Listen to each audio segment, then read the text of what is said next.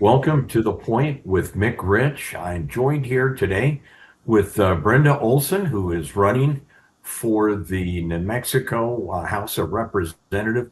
What district is that, Brenda? District 28 in the Northeast Heights.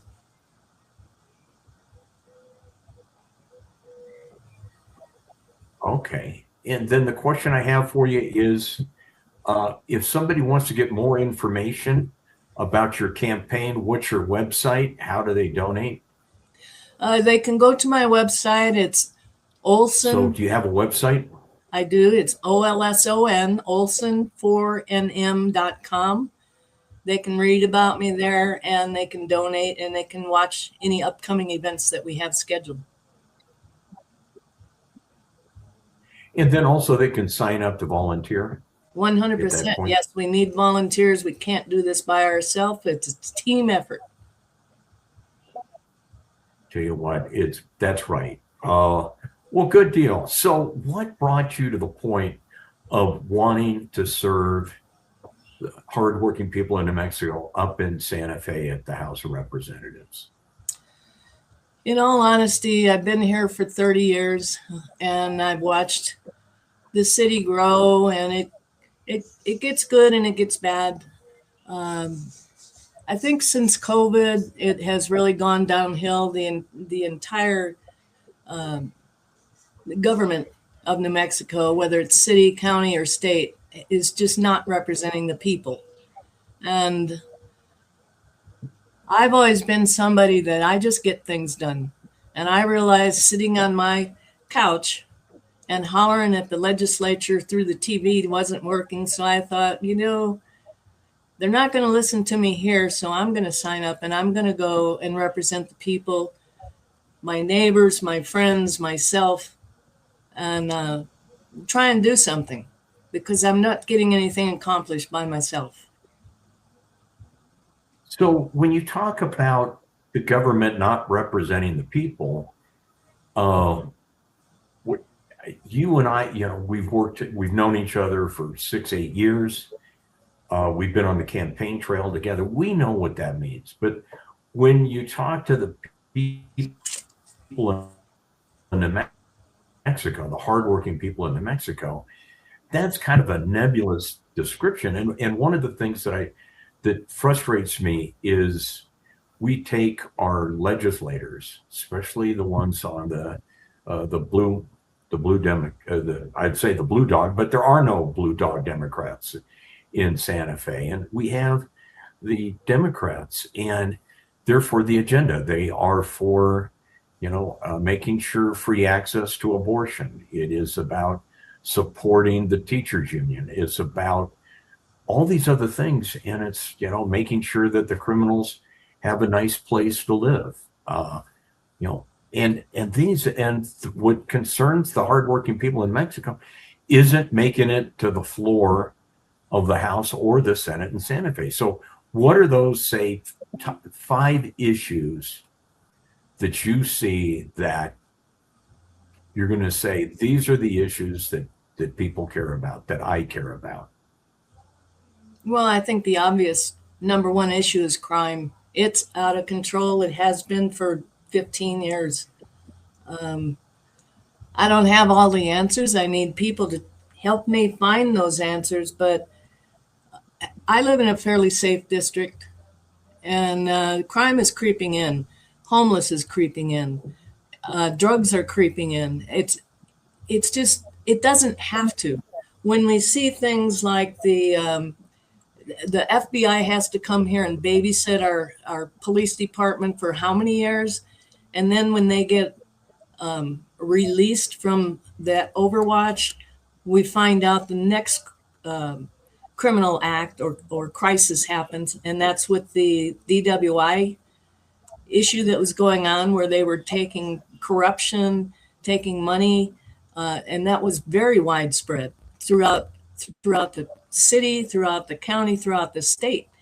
And it's sad. It doesn't have to be this way. Our money, our taxpayer dollars, goes into paying for the police department to protect us. And obviously they're not. And I don't know how to fix that, but I sure want to address that. So, Um, so when we talk, so you brought up crime, but really, when we're talking about for families, it's about safe communities, safe neighborhoods. It's about families being comfortable to walk with their kids around their neighborhood in the evenings, not just during the day and always looking over their shoulder. It's about, we talk about drugs and alcohol, the drug issues, but that's driving the homeless, that's driving all sorts of issues.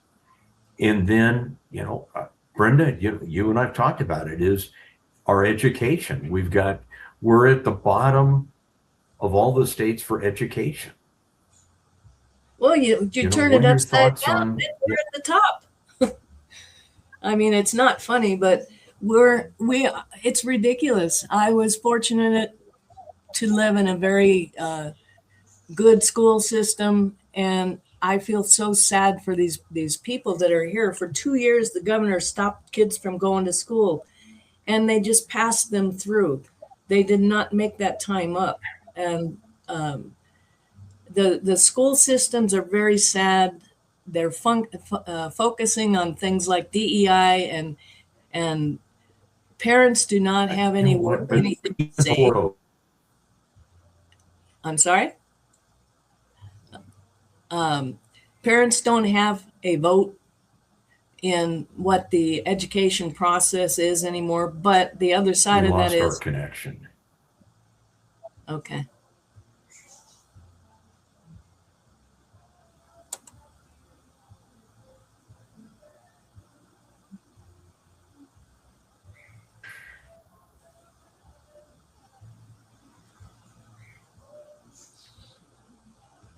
Brenda, I apologize for that. We lost our. So, but when we talked about it, New Mexico was at the bottom of all the states for education before COVID.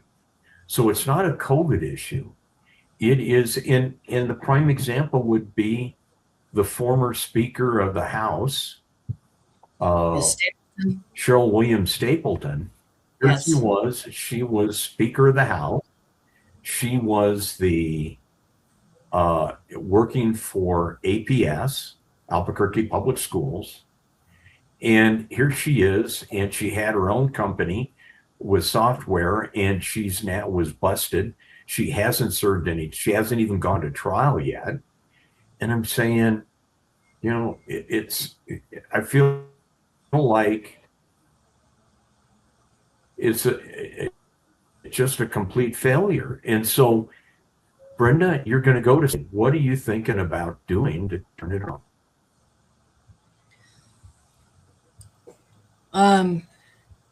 I think that we need to have an audit and find out where our money is going. Obviously, Stapleton is a prime example of the corruption that has been going on in this state for 100 years. It goes throughout the entire state through crime, through the DUI crime that they've recently found. Nobody's being accountable for that. Stapleton, hopefully she is held accountable for what she's done, but we need to find out where this money is, how it's being hidden. We have $75 billion in the general fund that is apparently supposed to go to education, but you're right, we're last in everything. It's not going to education. It's not going to our police departments. It's not taking care of our safety. It's not taking care of the public. And I feel me going to Santa Fe, I am there to represent the public interest, not my interest, and certainly not the governor's interest. So when you get up to Santa Fe, there are going to be, Republicans are the minority party. You get to Santa Fe, and the Democrats, you've got members of the House that are are teachers, worked for, that have worked for teachers, Cheryl Williams Stapleton and Mimi Stewart, the Senate Pro Tem. They were both the poster child for the teachers union on you can't get any better than Mimi and Cheryl when it comes time to being a legislator teacher. And how do we break that? They've got a death grip on education, which means a death grip on our kids. How are we going to break? How are we going to, break that lock they've got on our kids' throats that are just dooming their future? The only future they're set for coming through our school system, and they look at it and go, the only good paying jobs are peddling drugs. How do we prepare them for a good paying job that'll support families? And Brenda, we're counting on you. Well, you have to work across the aisle. That's easier said than done, of course, but you have to find common ground. And I believe that parents need to do their job too. They need to get involved. They need to get involved with the individual schools. It starts at the bottom. It starts at the grassroots. And parents are not participating, but they're complaining. It's the same with voters. They're not voting, but they're complaining. We need to get people out to replace these corrupt individuals. And I don't know how effective I can be as a first term person, but I do listen to people. I want people to talk to me. I want to have the experts speak to me and give me the right answers so that I can take them forward. And hopefully we can find common ground. Okay. So we've covered that. What about safe neighborhoods? What is your thoughts on how do we go from a environment where we worry about our kids being out on the street? This was really quite remarkable to me. So our daughter and son-in-law and our granddaughter, they were in the military language school in Monterey for a year. We went out there. This was Beautiful. just shocking to me. How exciting. So we were there, we drove in, and we saw kids playing riding their bicycles on the sidewalks in the streets. We drove in and I watched a kid riding a bicycle. He got off the bicycle, left it on the front yard and went in the house. And we can't do that in Albuquerque. We can't allow our kids to roam free on the front yard for fear of crime, that they're going to be victims of crime. Our daughter last term at UNM med school, she was we're grateful. She's very athletic. And so when that gentleman broke through the front window, she was able to get out and make it to a neighbor's townhouse. And but the APD didn't show up for 45 minutes for a home invasion. And they had, when I was there, it was clear those police officers knew who the individual was. There was fingerprints because he got cut up coming through the window. There was blood all over. They knew who this person was. They could prosecute him. Nothing's ever happened. And how are you going to turn this around?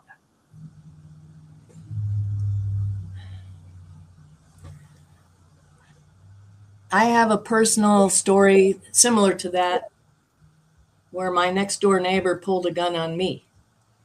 And they were very familiar with him. And what happened in this instance is, of course, we filed a complaint, but it was up to the district attorney, who happened to be Sam Bregman. Yeah. And what they did was make a plea deal and let this guy off the hook. And I had to live next door to the guy. So Yeah. I definitely understand this. So how are you going to turn it around? Well, first of all, people need to stop saying it's somebody else's job to do things. Neighbors need to have neighborhood watch groups. They need to talk to each other. They need to be not necessarily friendly, best friends, whatever, but they need to watch their own neighborhoods and report things. And I know that the police department does not respond very quickly. For my incident, it was 90 minutes before the APD showed up. And that was with a gun Yeah. with 911 on the phone. I would like Right. to be able to, I think there are enough laws out there. We need to enforce them. And APD has had their hands tied for a while by the governor and by the mayor.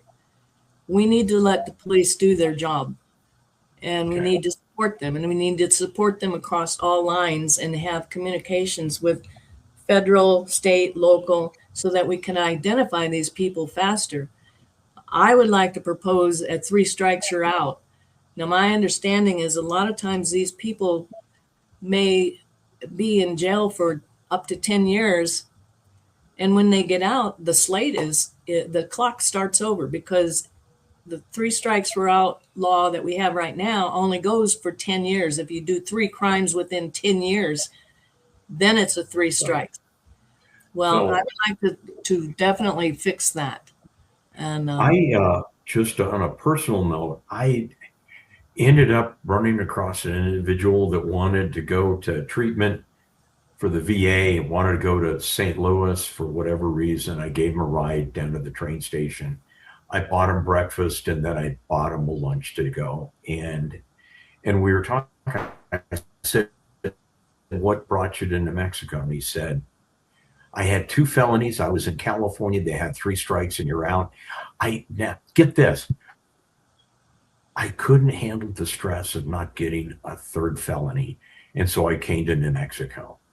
mhm. And we need to turn it around. We're going to have to take a break here, Brenda. We'll circle back around. But again, thanks for joining in, Brenda. So someone wants to reach out, contribute, volunteer, get more information on what you're standing for. Brenda, again, how do they get hold of you? So my website is olson4nm.com. I'm also on Facebook and Instagram, and my Gmail account is out there. Okay. Sounds good. Brenda, thanks for joining us today. Look forward to talking to you again. Thank you. Have a great day. You Bye. too. Bye-bye.